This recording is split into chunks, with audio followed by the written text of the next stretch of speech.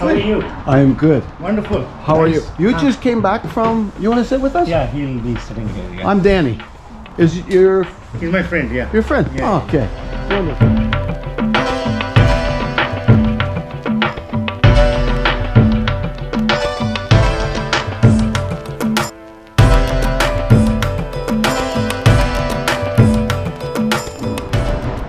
I'm sitting here with a new friend, Harpreet Singh. Right. Am I saying it right? Absolutely right. He was just in his home country in March. Yeah. He's come back, and now he's going to spend a few minutes talking to us, hopefully as an inspiration to people just like you watching today or in 30 years from now. Thank you, Harpreet, for It's a taking pleasure. time. Thanks, Danny, for selecting me to be on your show. Thank you very much. Where were you born? I was born in a state called Punjab in India, and in a city called Amritsar, Okay. which has the famous Golden Temple. Ah, where they feed millions of people. Absolutely, absolutely, yeah. So when you grew up there in Yeah. that part of Punjab, did you go to the temple on a regular basis? Yes, actually my father was in the army, so I have been traveling with him all over India. Okay. And whenever I was in Amritsar, of course, going to the Golden Temple is a bliss, and I always love to be there. And growing up there, you had a big family. Oh yes, ours was a joint family. We were 4 brothers living together in the same house. So I was the youngest of all. So the pampered lot, and I enjoyed a lot, yeah. You don't seem pampered or spoiled. Not now. When you come to Canada, then you become straight, you know.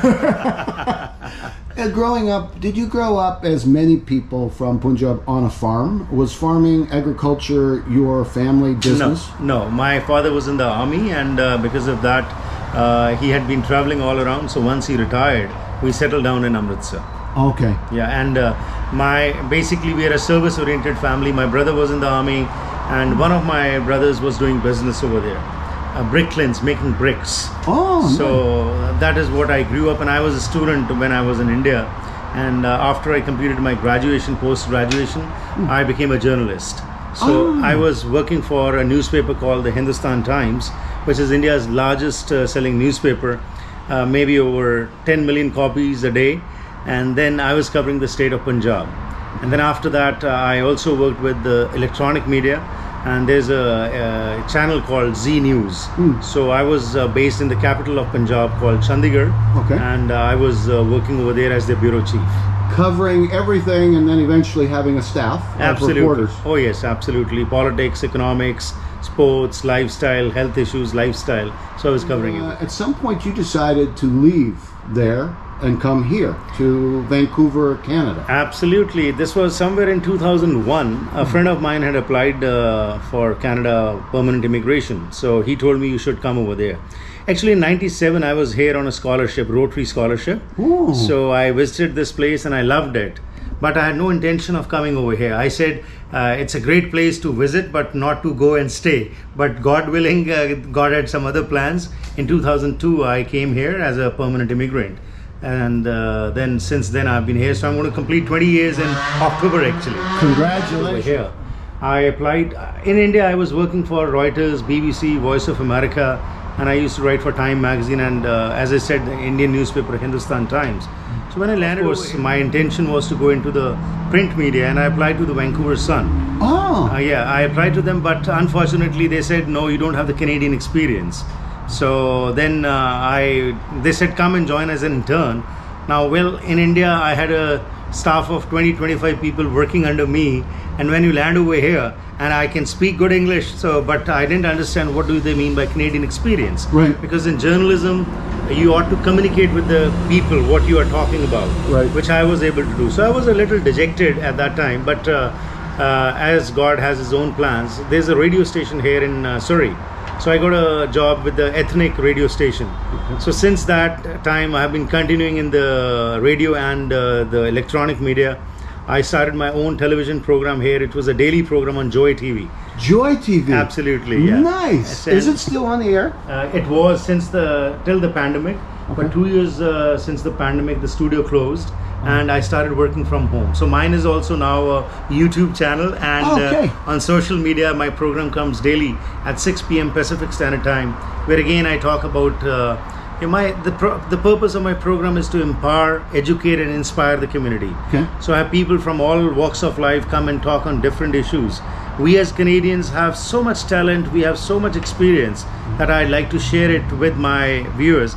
So I have about 17,000 subscribers to my program. Wow. Who watch the program daily. Yeah. You're a big channel then. Well, thank you. Congratulations. Question that's coming to me now as you're talking. Mm-hmm. People know that I have questioned, not being a journalist, journalistic integrity. Mm-hmm. I have a big appreciation for international people because by and large I find international people more honest about their search for the truth. Right. Can you talk a little bit about your experience coming from the Indian journalistic world and working with some big companies Right. into the Canadian, up until where you are today? When you're looking for newsworthy stories, when you're interviewing somebody, when something happens, what factor does truth play in it of the actual event or person Right. or whatever it is you're covering? That's a very interesting and important question that you have touched. It's all over the world we are saying that the integrity of everything is going down. People are losing faith in democracy. People are losing faith in the fifth estate, that is journalists, and whether it's the bureaucracy or the politicians. So it's a downward trend. And similarly in Canada also, what we see is that people are losing faith. And I would like to segregate the ethnic media with the mainstream media. Okay. The ethnic media is growing here at a big level. Okay. Like for example, the Indo-Canadian stations over here, there are radio stations, there are a lot of television programs, and there are a lot of newspapers. But because of paucity of funds, because the community is not as large, so they have to depend upon their own businesses to survive, mostly. And then it becomes a difficult thing because you don't have that much of resources to have those journalists to go out and do investigative journalism or do some human interest stories. So then you depend upon what is already printed, because it's a social media age, you know. Right. Everything is in your tips. So you try to take it out from there and just kind of many times print the way it is. But now social media is playing a very important role. I think everybody is a journalist now. Everybody has a phone in their hand. Right. Anything happens, nothing can be hidden. Right. So, for example, you're talking about Punjab. So there have been a lot of things going on around there. In India, there were protests, the farmer protests were there. Yes. While the government was trying to hide information, but social media brought everything out. So nothing can be hidden now. Are you able to be with your current medium, the way you deliver your message now, and open the way you want to be, or are you having to be careful with your message so that you're not upsetting or offending constituents? Well, that's again a very important point that you have touched. We as journalists have to tread on a very narrow path, you know. One side is if you are working for someone, what is their interest, because ultimately media runs on businesses. Right. If they provide the ads or the government provides the ads, then only you can run a media. Right. And if you are working on your own, then it becomes difficult. But so far I would say that I have had the blessings of Almighty that I have been able to talk to the people. My employers have not stopped me from speaking the truth. But again, it is confined because I don't have those many resources. Right. So I depend upon, for example, if some incident has happened, I go to CTV News or Global, or I go to the mainstream channels. From there I get the information and then I try to just send it across to the public. If I have to go and do some research, I think my hands are tied because I don't have those many resources. Right. So, but on the other hand, on the social media, then the channel which I run, it's called the Harpreet Singh Show. Harpreet Singh Show. We'll make sure and put Absolutely. that in your So, YouTube. Yeah. So over there, it's more of I'm trying to get people from all around the world.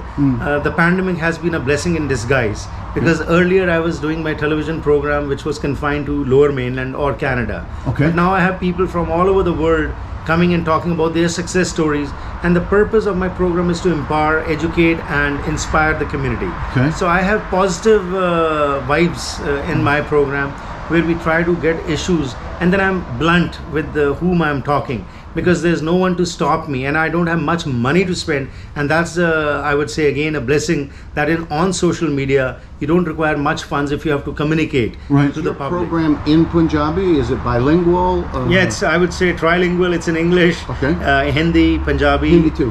And Urdu also, because Hindi, Punjabi, Urdu are virtually similar.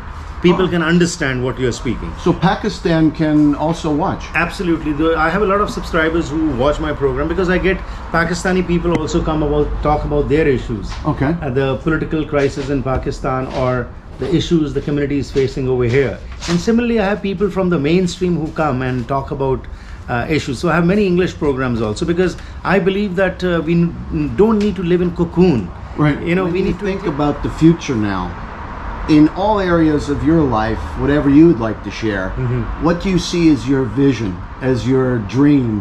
What you want to see happen, what you think will happen? What will the big changes be in your world? Right.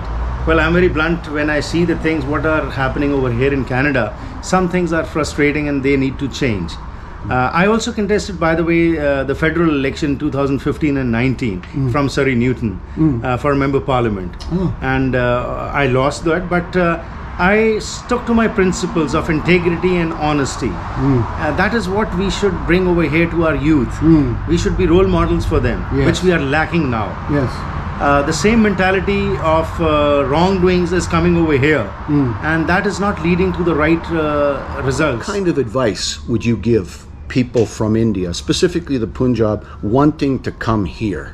Absolutely. Many wanting to come here, I heard the other day, as truck drivers. Oh, yes. Many wanting to come, even in the service industry, study and so forth. What kind of things could you help people that may watch this there in Punjab with subtitles, prepare, plan, arrange, think about in order to make good steps forward? Very right. Well, that's a wonderful question. It's a beautiful land, but why are we coming here? First of all, just remember this, that money does not grow on trees here. You have to work very, very hard. And just today I was watching, somebody sent me some information, and again I was shocked that the international students who are coming over here, well, majority of them are working hard to sustain. It's becoming very difficult to survive over here. They're studying also, they're doing two kind of jobs. But along with that, many of them are also joining gangs. Just now I saw this, that there is one international students gang which has been established in Abbotsford, and there are 300 members in that. My dear children, forget not that this is a beautiful land, and let's not ruin this beautiful place. We have come here for better revenues. Mind you, there are so many opportunities. You can go into any field and you will be a success. But don't adopt a short route. And this will lead to disaster, not only for you, but the image of the entire land. And our job should be to come here and work hard and make Canada stronger, not forgetting the principles of which we are proud of. We remember our gurus, but just remembering won't do that.